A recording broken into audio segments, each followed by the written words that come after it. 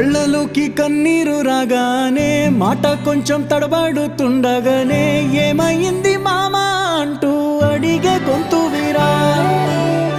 నీతో ఉంటే నవ్వుతూ ఉంటారా, నువ్వుంటేనే మనమని అంటామురా. కారణాలు దొరకవు నువ్వు దూరం పోవాలన్నా, నీకు నాకు మధ్యలో దూరం రావాలన్నా. వద్దు అంటూ ఆ క్షణాన్ని ఏడుస్తూ ఆపనా. గమ్యం చేరే పయనాన్ని స్నేహం ఆపుతుందా.